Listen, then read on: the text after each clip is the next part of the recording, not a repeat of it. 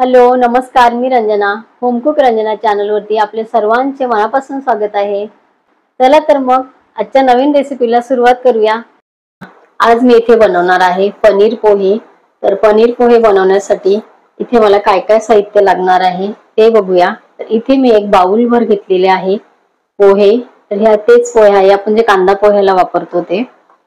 इथे मी एक कांदा घेतलेला आहे मीडियम साईजचा कापून, आणि 3 इथे हिरवी मिरची घेतलेली आहे जाडसर कापून। बारीक कापली तर मुलं खात असते तर त्यांच्या घासामध्ये येऊ शकते म्हणून थोडीशी जाड इथे मी कापलेली आहे मिरची।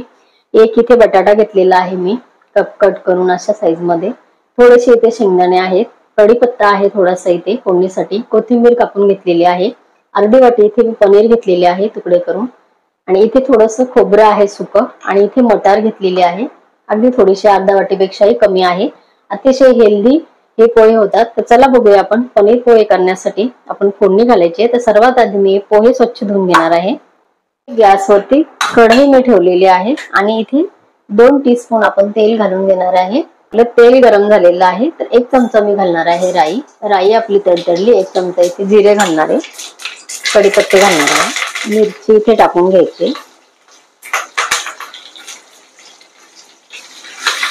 आता इथे घालणार आहे कांदा। इथे आपला कांदा थोडासा झालेला आहे तेव्हाच आपण इथे शेंगदाणे टाकून घेणार आहे, आणि मटारही आपली शिजली पाहिजे, मटार पण आपण टाकून घेणार आहे। म्हणून कांदा आपल्याला अर्धा थोडासा झाल्यानंतर इथे आपल्याला हे साहित्य टाकून द्यायचे। इथे बटाटे पण आपण टाकून घेणार आहे, कारण कांद्याबरोबर हे सर्व साहित्य छान शिजलं जातं। इथे थोडंसं मीठ घालून आणि मी याला छान परतवून घेणार आहे।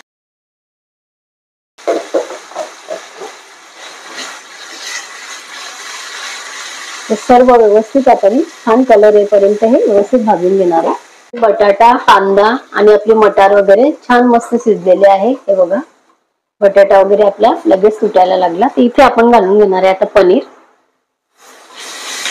आणि इथे अर्धा टीस्पून पेक्षा कमी इथे घालायचं आहे हिंग, इथे घालायचे अर्धा टीस्पून हळद, आणि हे छान आपल्याला एकदम मिक्स करून घ्यायचंय। इथे आपलं पनीर छान परतलं गेले, बघा इथे आपण आता पोहे घालून घेणार आहे।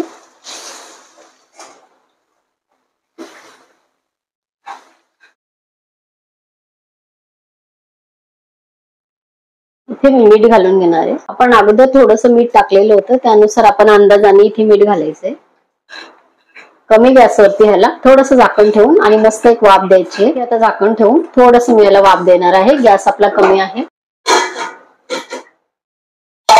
इथे आपले पोहे तयार झालेले आहे। इथे आपण आता घालून घेणार आहे कोथिंबीर। पनीर पोहे आपले इथे खाण्यासाठी रेडी आहेत। आपले पनीर पोहे तयार आहेत। तर हे पोहे अतिशय टेस्टी आणि हेल्दी आपला नाश्ता होऊ शकतो। तर आजची तुम्हाला पनीर पोह्याची रेसिपी कशी वाटली सांगायला विसरू नका। तुम्ही मला फेसबुक आणि इंस्टाग्राम वर सुद्धा फॉलो करू शकता, त्याची लिंक डिस्क्रिप्शन बॉक्स मध्ये दिलेली आहे। भेटूया परत असंच एका छानशा हेल्दी रेसिपी बरोबर उद्या सकाळी 11 वाजता। Bye bye.